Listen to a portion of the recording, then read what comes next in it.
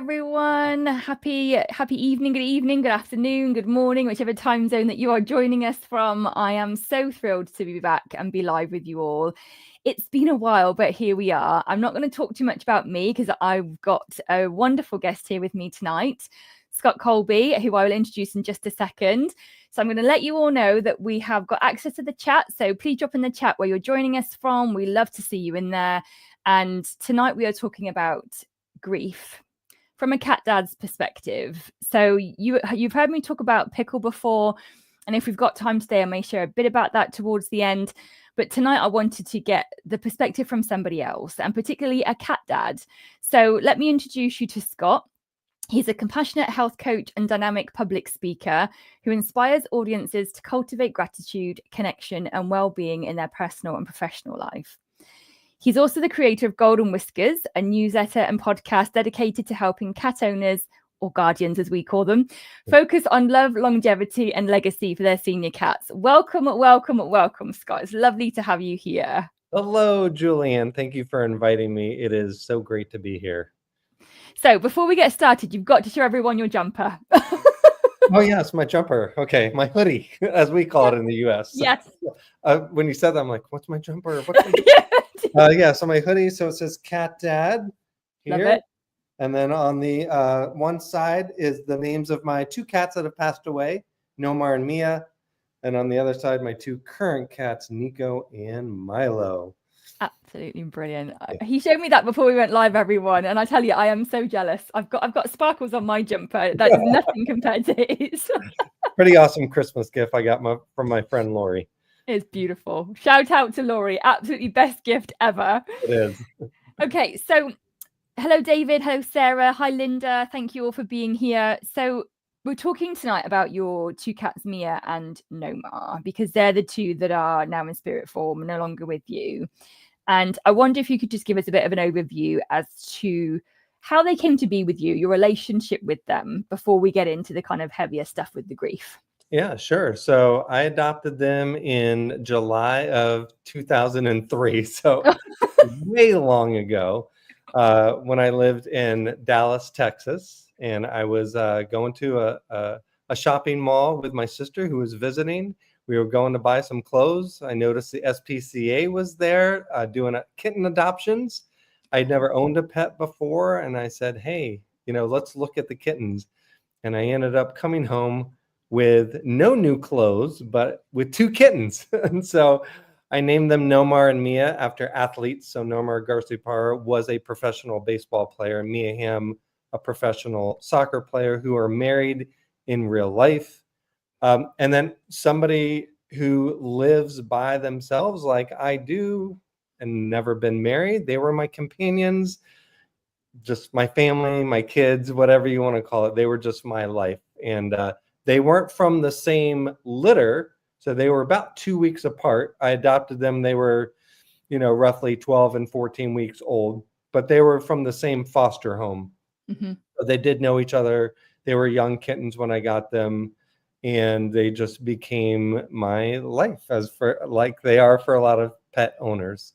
Yeah, totally. Yeah. So I know we're going to go into the grief, but Nomar, he ended up passing away in 2019, and Mia passed away in 2023. So not that long ago. Like when we talk about grief, a couple of years isn't. I mean, not that the longer it has happened, the easier it is in any way, shape, or form. But I didn't realize it was quite so soon, just 2 years ago. Wow. Thank you for sharing about how they came to you. I must admit, when I read your blog and you said that you went home with two cats and no clothes, I'm glad you did say here, no new clothes, just to clarify. Had to clarify that. Yes. No new clothes. So how old were they when they both passed? How long had you had them for? Yep. Nomar was 16 and Mia was 20. Oh, she was 20. Her birthday was April 10th, and then she passed away June 23rd of the same year. So she was just, made it 20 in a couple of months after that. Interestingly, they both passed away on the 23rd of not the same month or the same year, but the same date, the 23rd. So thought that was interesting for those numerologists out there, and they both passed away on a Friday. I was just thinking that. I was just thinking that. Wow. 20. Oh my gosh. Like, that's a long time to Very long be connected with a being, to have, you know, a relationship. Like, here at Naturally Cats, you know, people know that they're not pets, they are family, and in some ways more than, you know, friends, companions, confidants, you know, the place that we go to feel safe, to feel loved, to feel seen.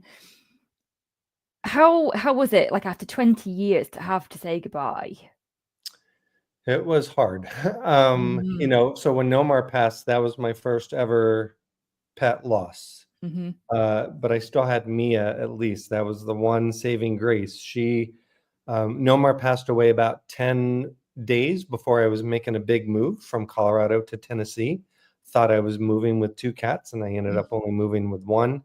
But Mia, and of course, the grief was extremely difficult with Nomar, but I had Mia there for comfort, for love, to, you know, still care for, take, and just, I think she was grieving as well for a time, and I feel like we were there for each other. When I said goodbye to her, it was extremely difficult. She had had a number of illnesses over her last, you know, really her last 3 years or so. She had kidney disease. She had some mobility issues, arthritis. She had, at the very end, she had lymphoma, and that's actually what she passed away from. And so, you know, we had a lot of vet visits, and Julianne, for like the last 6 months of her life, she had enough mobility issues where she couldn't really even go up and down the portable stairs that I had bought her. So, Oh. as someone who kind of always shared my bed with her, she couldn't get up and down the bed anymore. So I took the sofa cushions and put them on the floor, and we slept on the floor the last 6 months of her life. Just, that's how much I loved and cared for her. And again, I was living by myself. So when she passed away, to be honest, I was very scared to go home to an empty apartment. I'm like, I haven't had an empty apartment in 20 years, Right. and I'm frightened for my mental health, for my, you know, sadness, and is that going to have a grip over me, my grief? And so actually, Lori, who made this for me, I stayed on her sofa for 3.5 months, Wow. as just because I wanted to be connected to somebody, you know, and she has a cat as well. And so that was part of what helped me process my grief, was not sitting at home alone, just always kind of being with somebody else. So that was a big part of it. I also work from home. So as you can imagine, I spent a lot of time with Mia and Nomar, when he was alive, just because I have a career where I can work from home. So I was home with both of them quite a bit. So really just scared to come back to a completely empty, silent apartment where, you know, I would felt like I was going to be thinking about her 24/7, and felt like that was going to affect my performance at work and my eating, my health, and all of that. So I made the decision to crash on Lori's sofa for 3.5 months till I felt ready to come back to my apartment finally. Thank you for sharing that. And we will talk about Nomar. The reason that I wanted to speak about Mia first is because, one, you had her for so long, and because I knew that that would be a bigger shift because she was the second one to go. Laurie Christine, is that the Laurie we've just been talking about that's just popped in the comments? No, that's somebody else. I was going to say that's cracking divine timing right there. Right. Did you find, so thank you for sharing everything that you did and for your complete honesty. I know people will appreciate it when they watch this, either here with us live or on the replay. How did you know that, this is going to sound like a silly question, but just bear with me. Like, how did you know that you couldn't cope being in the apartment? Like, how did you know? Because like now you can sit here and cognizantly say to me, I knew it would, I wouldn't eat, I looked after myself, it might impact my job. But from my experience, when you're in it, you don't necessarily have that kind of self-awareness. So how did you know that you needed to do something different and to stay with your friend? Yeah. Great question. I feel like one way that I realize that is because I am fairly self-aware. I'm very into personal development, mental health. It's part of what I do for my work, my business. So I am aware when I feel lonely, and I'm aware when I feel sad and depressed. No matter, even with cats. Anything? Yeah. Yeah. And so I just knew that, and you kind of anticipate it, that, gosh, this is how am I ever going to get through this when I lose Mia? So I had those kind of reflective thoughts prior. Mm. And then probably knowing what I know from Nomar's passing, because that was very, very hard as well. Mm-hmm. The difference there was I had just moved to a brand new city and new apartment. But I still had Mia, like I said. But I think I'm a fairly self-aware person because I do so much personal development. I read this sort of topic, and I know myself. I know when I'm lonely. I know when I'm feeling down and sad. And Mia's passing, I knew was going to take that to the 100th time, 1,000th level, infinite level worse than what I sometimes currently go through. Yeah. So I feel like that helped me. It's not like she passed, like I wasn't saying, hey, when Mia passes away, I'm going to crash on somebody's sofa. I didn't say that No. going into it. It was just something that I realized I needed after the fact. Yeah. Yeah. Thank you. And let's talk a little bit about Nomar. So you, because you, like I said, you had two. Were they the first two cats that you'd ever had, like as a grown up? Yes. Oh, yes. I did not have any pets growing up. I had never, the only time I lived with any animals is just out of graduate school. I had roommates and they had two dogs. But otherwise, and I did have one girlfriend who had a cat at some point.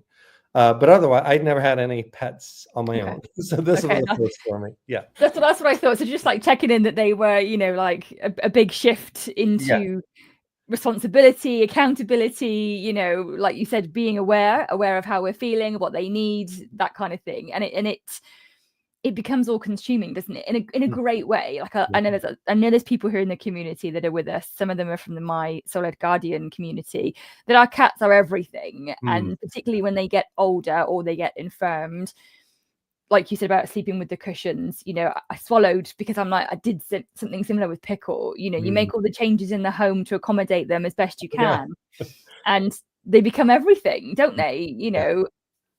So tell us a little bit about your gorgeous boy Nomar, and can you tell us a bit about his passing? What happened with him? Yeah, completely different. Nomar didn't have anything diagnosed. I took him and Mia to the vet about a couple weeks before I was moving, just to make sure. I'm saying, hey, I'm moving cross country. They're 16 years old. I just want to get them checked out to make sure they're healthy enough to make that long trip. And we didn't do blood work. We just did like surface level exam, physical exam. Yep. And at that point, they didn't say anything was wrong with Nomar.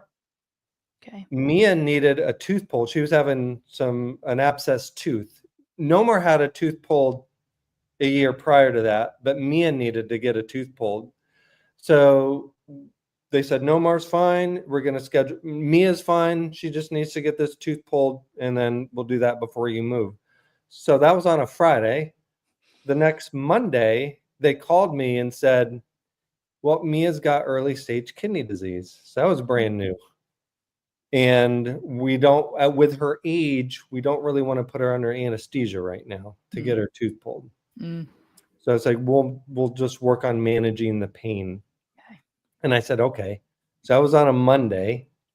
Then on a Wednesday, so just 2 days later, Nomar started acting a little bit funny, like he would spend longer periods under the bed, and noticing that, okay, that's not normal. He was Not still his eating. normal. He was still eating fairly okay. That was on a Wednesday. Thought maybe he was just getting a little bit nervous about a move. I don't know. Well, the next day, Thursday, he's spending pretty much all day under bed and not eating well, to the point where on overnight, Thursday night, probably knowing what I know now and how vigilant I am with cat health, I would have taken him to the vet right then on that Thursday. Yeah. But we tried to sleep, and he would come up to me as normal for a few minutes, but then went back down to the ground under bed or just laying on the ground. When I woke up Friday morning, this was just a week after his exam, I was like, oh my gosh, he's just laying there. He's not very, I mean, he hasn't passed away, but he was very slow moving, listless, not doing well. And in my head, I thought, oh my gosh, is this it? Bad timing. My car was in the mechanic. So I had to call an Uber. So I got my sister on the call because on the phone, she had dealt with a cat loss before. Right. Trying to get her opinion. We're trying to see what's open. This was about 7 in the morning, 7:30 in the morning. My vet opens at 8. So after finally getting done figuring out what to do with my sister, it was about time for my vet to open, and they were only 5 minutes away. So I called an Uber. Other bad timing, my vet was on vacation. Oh my gosh. The vet that had just examined him the previous Friday. So we went in, he had to see a new vet that we had never seen before. Fortunately, the vet tech was the same. But it was very difficult. I still feel guilty because I'm not sure. You have in the back of your mind, did you make the right decision? Because through conversations with the vet tech, getting my sister on the phone, my friend Lori came to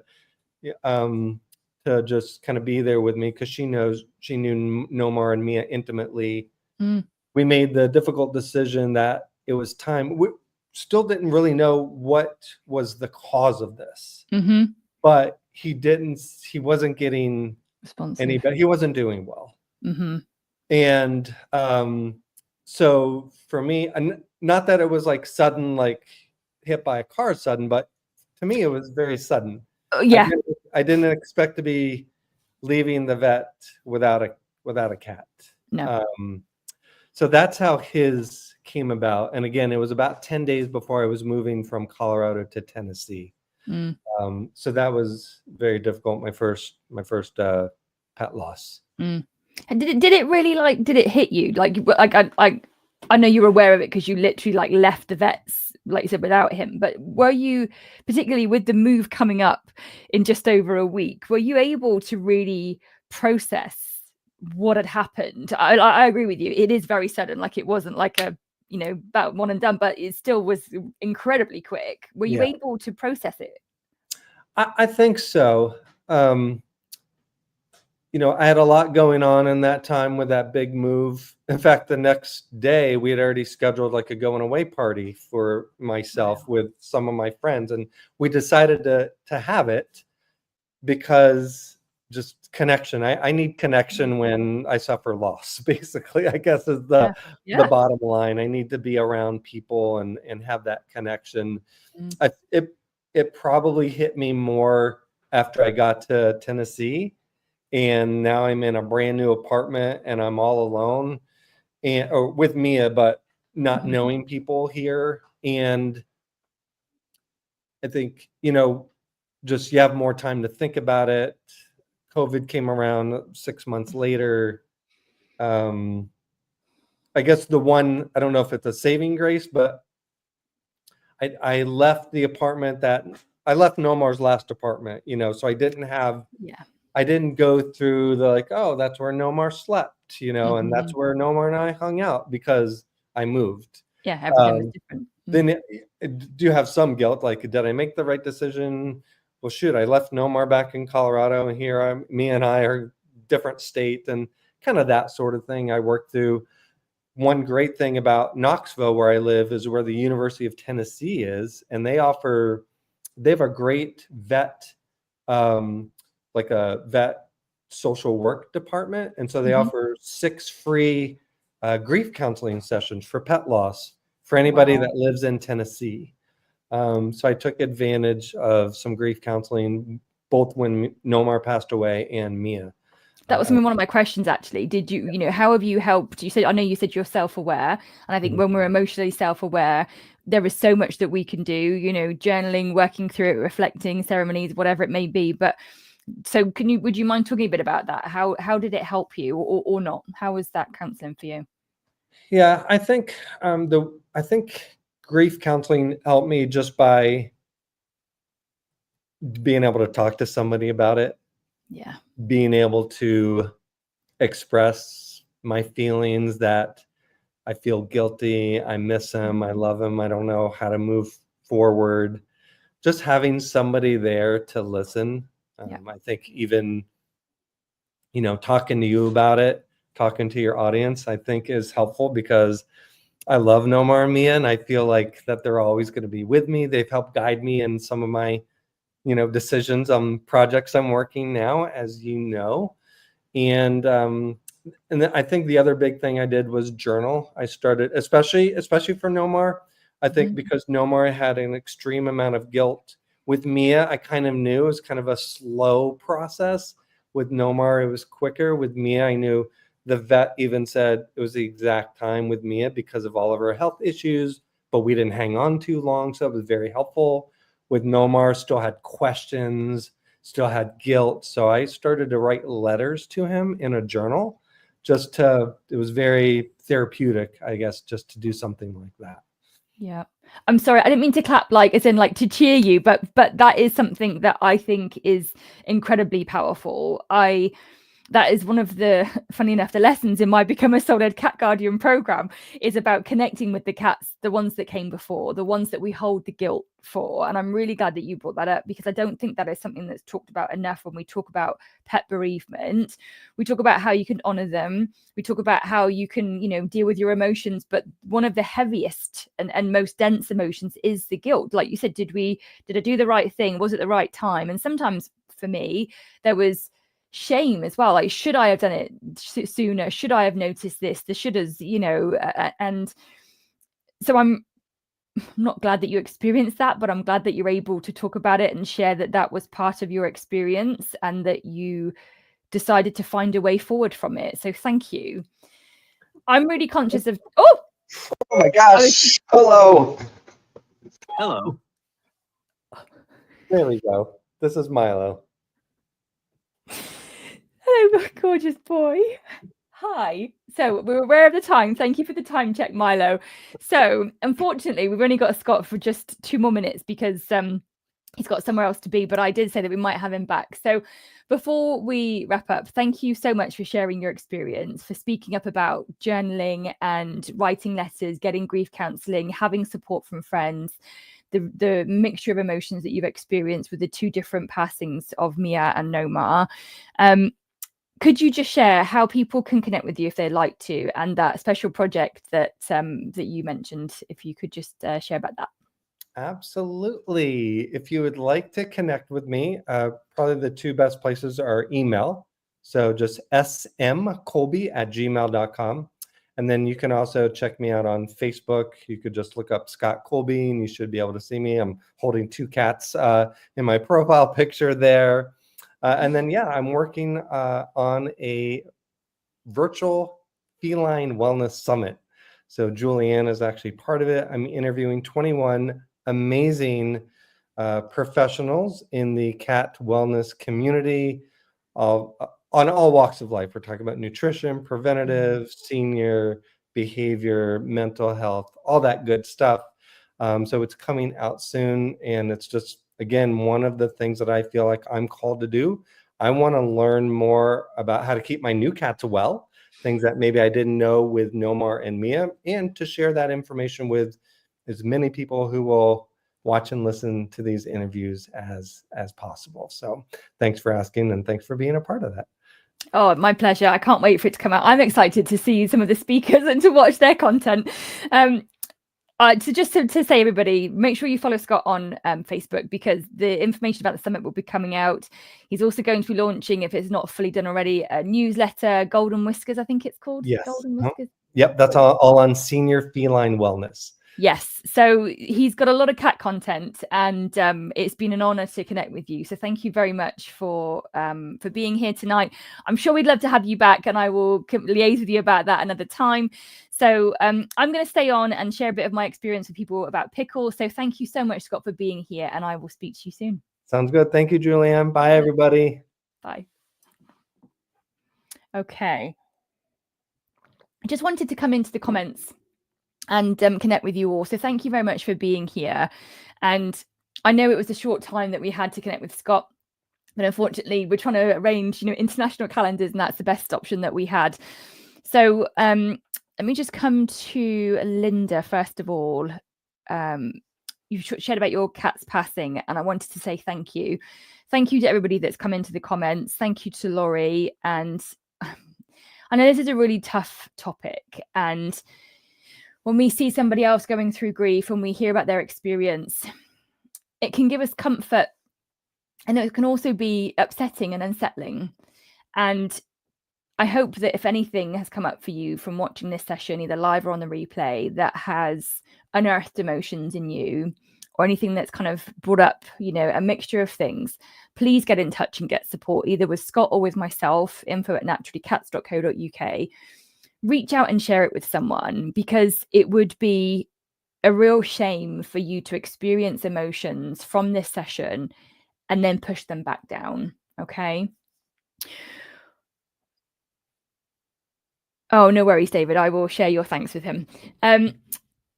When our emotions come up, it is really important for us to deal with them. Like Scott said, I love the fact that he was so open and honest about journaling, having counseling, dealing with his emotions, being emotionally aware, because the more we are able to process our emotions and support our mental and emotional health, the bigger impact it has on our cats. When Pickle passed away, I was an absolute mess. I actually went and took 3 days away from my home, from my ex-husband, because I didn't know how to function. And I wanted to talk a bit about that with Scott tonight, but unfortunately we ran out of time, about how, when our cats pass away, pass back into spirit form, it completely changes us. And yes, there is the stages of grief, and yes, there is a whole range of emotions that come with it. But also what happens is that our identity changes. We're not the cat mum or the cat dad that we were. I would come home every few hours because Pickle had to have insulin, and we'd need to check her weeing and pooing. She was my everything. And, for example, one of the things that I learned, or had to relearn since she's gone, and not just with my boys, but for myself, is that I want to only spend a short amount of time with people. I only want to be out of my house for a short amount of time. And it was great because she was an excuse for me to be able to do that. But now I'm able to speak up and say, I'd love to come and meet you for a coffee. I've got an hour, or I've got an hour and a half, because I like to be at home. I like my space. I like to manage my energy. The reason that I share that is because our emotional state, our cats can feel it. When you walk into a room and people are having an argument, you can sense and feel it. When you meet up with your best friend or a family member and they just seem a little bit off, you can feel it. Our cats can feel it from us, no matter how much we try. Trust me, no matter how much we try to hide it, bury it, ignore it, not access it, they can still feel it. So if anything's come up for you tonight, please share it with someone. Allow it to come out. If it comes from your heart, allow it to come out, express it, share it with someone. The more emotions that you can move, the more energy you will move. And in some way, it may not feel like it initially, but it will bring you more peace. It's not going to make everything okay. I'm reading it in the comments.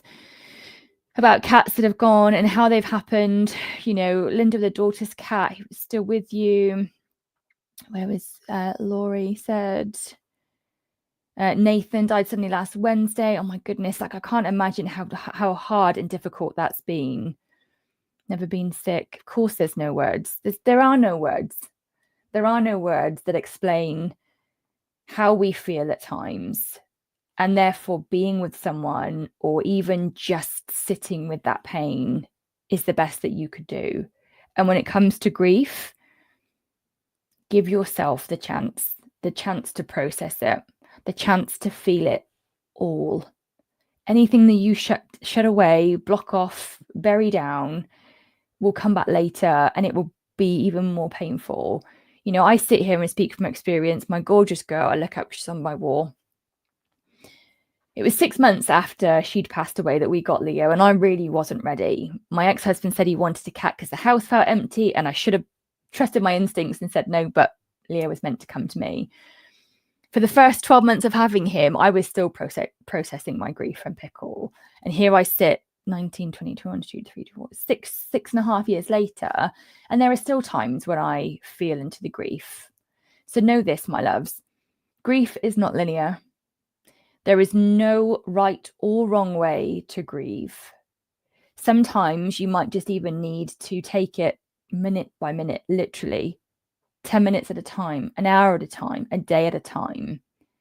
You need to do whatever you need to do to honor how you feel. Okay.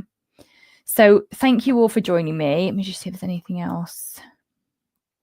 Anything else I can support you with? Sarah, beautiful Peps and Lulu transition within 3 months of each other. Peps is 23. Wow. Been declining for a while. Lulu was 16, but we all thought she had years left. Oh, my love, I'm thinking of you. That's the thing. See, whether they go suddenly or whether they're poorly and, you know, you kind of know it's coming, doesn't make it any easier. It's just a different type of grief. You know, there is shock with the quickness, and yet there is drawn out pain with the long-standing illness.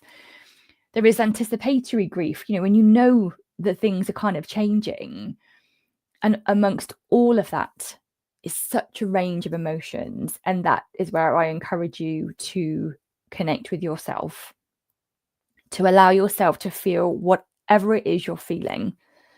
Angry, hurt, fed up, frustrated, guilt, shame, anything and everything. Loss, sadness, pain. It's a real blessing to be a human and to be able to have a range of emotions. And yes, I know there are times when we wish we didn't feel quite as much, or there are times we wish we didn't have as many emotions, but we're humans.